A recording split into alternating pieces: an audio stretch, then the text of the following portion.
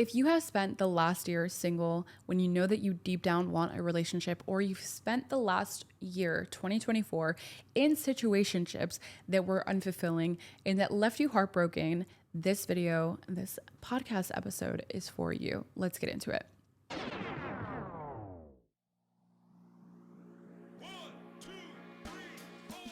Welcome back to another episode of Way Too Wifey. I'm your host, respectfully Gabby, and in this podcast we talk all things dating, relationships, and of course, self-love and confidence. And if you are new here, hi, I'm Gabby. I'm an online dating and confidence coach where I help you transform your confidence to live your best lives inside and outside of a relationship. If you are tired of feeling stuck in situationships, not knowing where you stand, constantly in this pattern of getting in short-term flings, not sure how to get out, my 8-week transformation program may be exactly what you need. This program is specifically designed for those struggling with anxious attachment, low self-confidence, people-pleasing tendencies, and of course, the relationship self-sabotage. What makes this program unique is that it's backed by science-based strategies. With one-on-one direct support from me, we can help rewire and reframe your frame of thinking that are keeping you stuck so that you can break free and finally step into the best version of you and manifest the love that you truly desire. So if you're ready to start attracting better, go ahead and hit the link in my bio and book a discovery call with me. Also, if you've been watching this podcast for a while and you have not done so already, please hit that like, hit that subscribe button, turn on your bell notification so you'll never miss another episode. Leave that 5-star rating and share to a friend of someone that you think that this podcast might help out.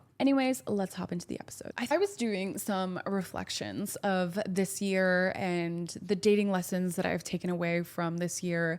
And I want to share my top 5 lessons that I've learned and what I want to change going forward. I want to give you a bit of a challenge to really think and reconsider going into the new year, going into 2025.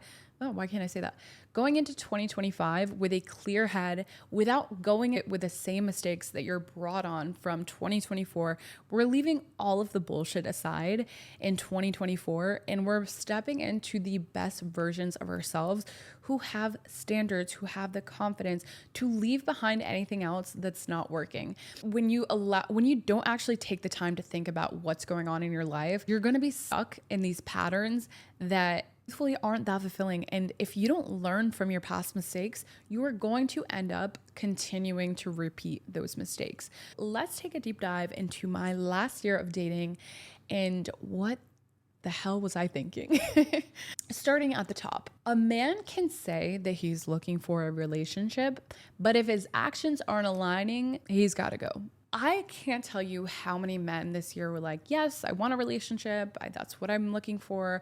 I'm really looking for something serious. But then their actions aren't aligning with them saying they want a relationship. I remember that I was talking to this guy, a couple guys that are kind of all the same story. Yet our first dates, we go over this. We're talking about our intentions, right? And they're like, yeah, I do want a relationship. I do want something serious. Here's the thing. When they add a but, whatever comes after that but, listen to them. So if they're saying, I want a relationship, but I just want to have fun, or but I just don't have as much time to commit, but I really like the way that my life is right now. What that translates to is that they're not ready to give up their single life. Realistically, if someone's not willing to give up their single life in order to get into a relationship because they know what that transition means and what that transition is going to cost them, then they're not actually ready for a relationship. And maybe they're saying they want a relationship, but in actuality, that's not the energy that they're bringing to the table, and believe whatever comes after that but sentence. Or if their actions just aren't aligning. So they're saying date 1, yeah, I do want a relationship. I do want something a little bit more serious, but then they're not giving you the time of day. They're not really taking you on dates. They're saying that they're too busy. They're not really giving you full attention, just kind of going about their life and living their own life. They're hanging out with the boys all the time. That's not someone who's actually willing to give up their single life again to get into a relationship. And maybe they're lying to themselves, or maybe they're lying to you to get what they want. But regardless, it doesn't matter. You deserve what you're looking for. And if this person can't show up for you and they can't give you the things that you want in a relationship, then why are you even entertaining it? So many guys will manipulate the situation and say, oh yeah, I'm looking for something serious. Or they're like, oh yeah, I'm just like going with the flow. If that person comes along, then I'm so open to it.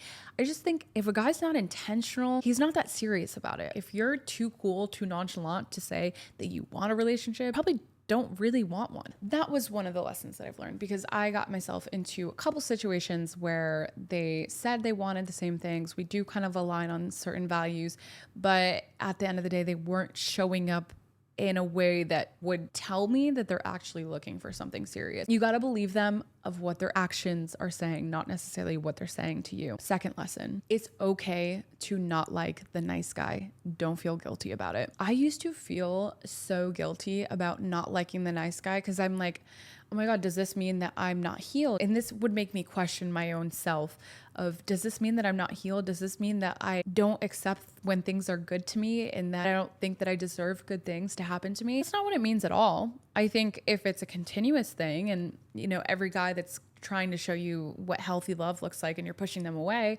then maybe that's one thing. But I think summer with this guy who was honestly treated me so well, like he was the most genuine person that I could have met, would have done literally anything for me and just always showed up. I didn't push him away. I let the situation play out. Yes, we're in two completely different countries now. I think that really taught me, like, I do deserve this and I do accept this and I want this in my life. It's just, it has to be the right fit for me. And maybe these nice guys are great, but that doesn't necessarily mean that I have to settle for a guy just because he's nice. I think that any guy that shows up in my life now has to be nice. Like any guy that I allow to even talk to me now has to be nice to me. If you guys watched Love Island with Leah and Miguel, where Leah says like the famous quote, she wasn't talking about Miguel, she was talking about another guy in the show. She was saying, he's the guy that I should be going after. He's just so nice. And if I don't feel like he's gonna like send me to the psych ward, then what's the point? They just weren't compatible. Like he wasn't giving the energy that she was looking for in a relationship. And I think that her and Miguel ended up working and they're both obsessed with each other. I just like that put things into perspective. You don't have to settle for someone just because they're treating you right or just because they like you.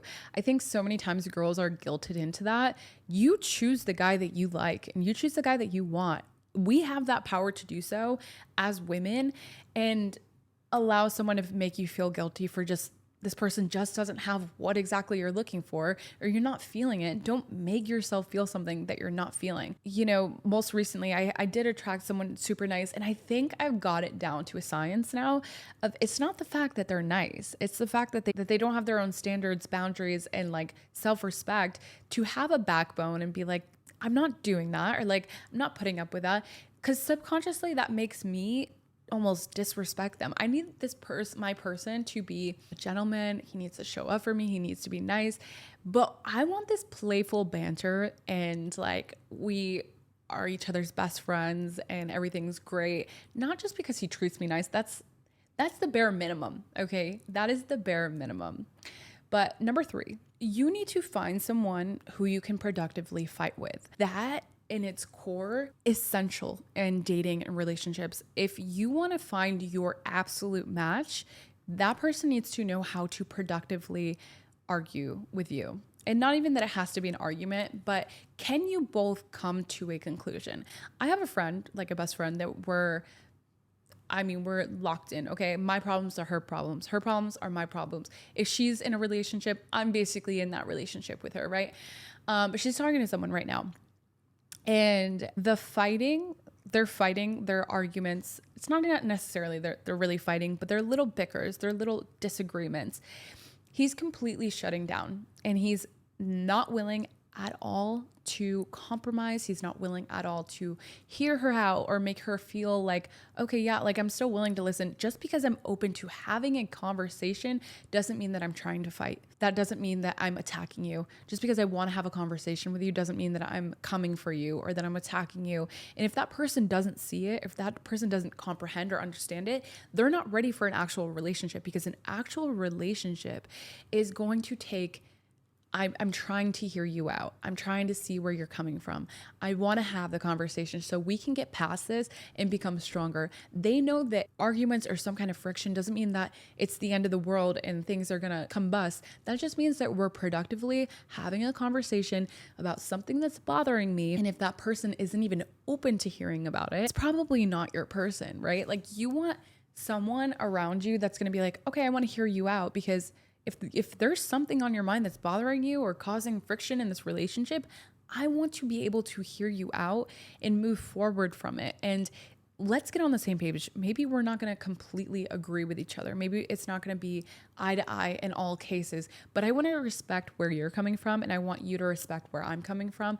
And I want to come to some kind of conclusion so that weeks from now, months from now, it's not going to be re-brought up or rehashed because we've already hashed it out.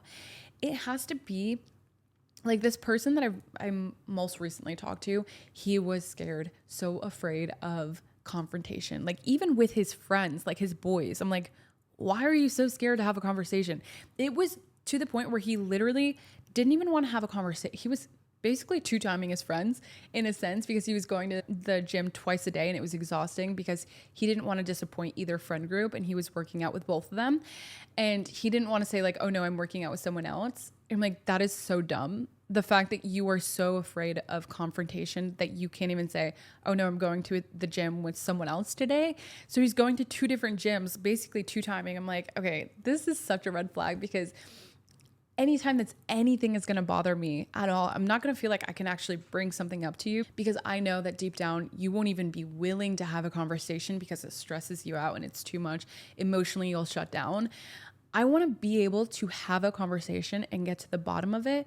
And whether or not you see my side of you, I want you to at least respect where I'm coming from and let's make some adjustments necessary. Find someone that you can argue with or that you can come to conclusions with, because if not, those small issues that you have in the very beginning are going to become very big issues down the line. And if you can't have a conversation on the small stuff, you're never going to be able to solve the big things that actually matter. If you're in a situation right now where you guys can't talk it out and he shuts down and emotionally he cannot handle it, that is a huge red flag. Number 4 is it's okay to be single. Like I know this deep down. I think we all know this deep down, but I think as time is progressing and there's more pressure, like I'm about to be 31 soon. And I think a lot of my friends are married with kids and there's that pressure of everything else that's going on around me of, oh, like you should probably find someone, settle down. Like you're getting to that age. I'm like, I'm actually only 30 and there's so many women out here having kids like later in life and that's fine. And I'm so enjoying my life right now. And I think sometimes I forget, I'm like, oh no, I have to find someone because pressure of everyone else from the outside saying that I have to be in a relationship. But when an opportunity approached me recently of like potentially that maybe turning into something, I'm like, do I even want a relationship right now?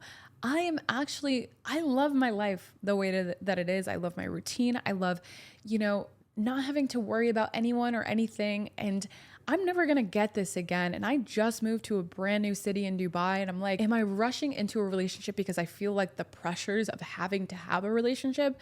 Or do I actually really want a relationship right now? And I think if I'm being really honest with myself, it's that I feel the pressures more so than anything. When I think about it, I love my single life. I really do. And not that I'm like messing around with a bunch of guys and I get to do whatever I want when I want, but I'm like, I just love my life. And for someone to really come in and step in my life, they're going to have to understand that I love my independence. I love my own things. Being with this person would have to make it that much better because I already love the space that I'm in right now. And I think when you go into dating with that energy instead of the pressure of like, I need to have something serious, I need to have it right now, you're going to get what you want because people are attracted to the energy of like carefree. Don't need it, but I do want it eventually. And when it's going to happen, it's going to happen. But a friend that I was recently hanging out with who's in a relationship, she's like, I do like being in a relationship, but I miss being single. I miss like just going out and not having to worry about anything and like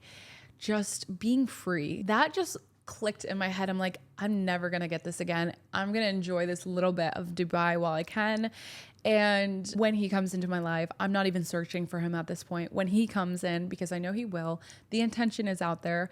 But when he comes in, he's going to add so much value into my life where I'm like, okay, fine. I'm ready to give off my independence for this person because I know that my life is going to get that much better. But otherwise, there's no point of just having a relationship just to have a relationship, because honestly, what's worse is getting into a relationship because you feel the pressures of everyone else, but then you have to teach this grown man how to act or how to treat you. Like I'm not doing that. I love my life. I don't need to add any stress or chaos from someone else. You better know that you want to be in my life and you better show up the way that I want you to show up. Otherwise, I'm good here. I'm good here. Being single is really not the end of the world. And I think the more that you just enjoy where you're at right now, it's okay to enjoy where you're at. Everything will happen for you. Just stop putting so much stress and pressure into it. I get that we're going into another year. And if you're single, you might be feeling a lot of pressure, especially with the holidays. You might be feeling that pressure, but just know that everything is happening according to when it's supposed to happen. And if you're meant to find your person, they will come along when they're meant to come along. Okay. If you're meant to have kids, they will come in one way or another. Lastly, and this was kind of like a recent revolution, not recent revolution because I knew that this was a thing, but getting to know yourself so well about what makes you triggered, what makes you sad, what makes you mad, what brings you up, what you actually value, what your non-negotiables are, what your red flags are, what your deal breakers are, and you're just get so clear about who you are and what you want in your life, because it becomes that much easier to attract the things that you actually want into your life, and then also why you want the things that you want. I can't tell you how many times I talk to clients where they're like, yeah, I want this guy with 6 figures who's 6 foot tall and does this and that and this and that. I'm like, okay, we're breaking down each one of these beliefs that you think you need this man who does this and this and this. Why do you want the things that you want? Because I think, backstory, I went out with this guy that I met in London this weekend. It was actually the weirdest situation. So we met in London. I was drunk. I was pretty gone. Okay. I don't even remember this meeting that well.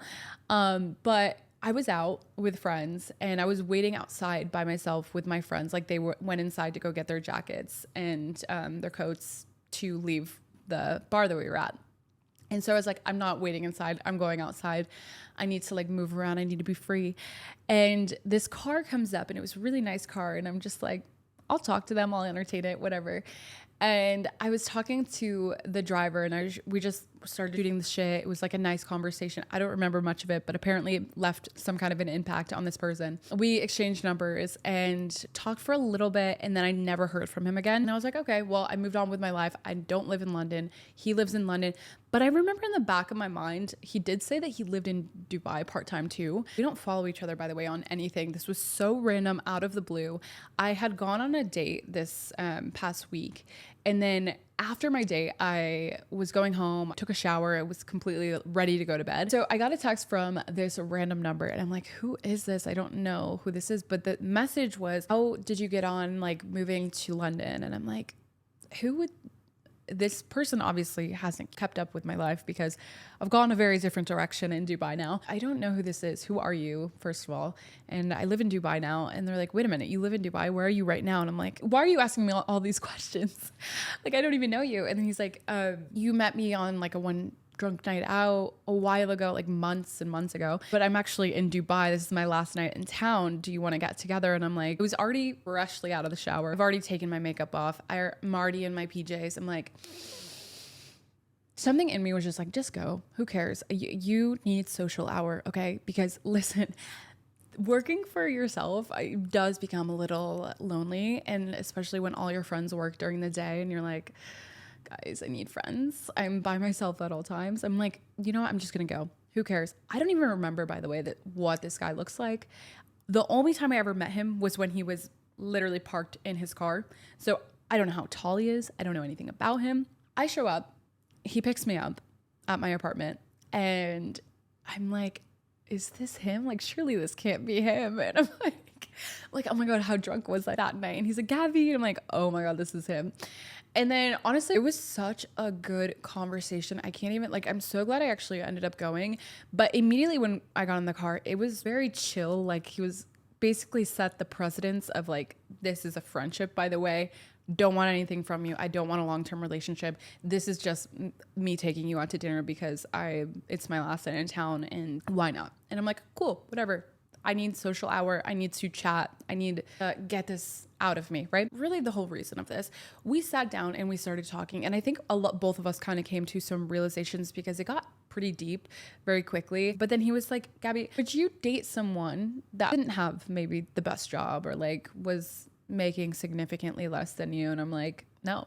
Immediately my thought just no. He's like, okay, but like, why not though? One of the traits that I really look for is ambition. I know that I have it in me. I know that I'm putting in work for myself to get to where I want to go. And I want nice things for myself, and I want my partner to at least be able to keep up. And then as I was getting home, I was thinking about it even more. I'm like, okay, but why is that so important? Like, if he had everything, right, but he was just like maybe a little bit behind me in life, like, would that really be a deal breaker? Is that something that I would consider? And I'm really thinking about it. And I was coming through with the facts, right? I'm like, you're 50% more likely to get a divorce if the woman is out earning the man. And as much as true as that is, and as much as I believe those facts, I'm like, but why is that? Why is that such a big thing? And then I was thinking, to me, for me personally, this is what I came down to. I grew up in a place where my mom basically had to work all the time. My dad was also gone for work a lot.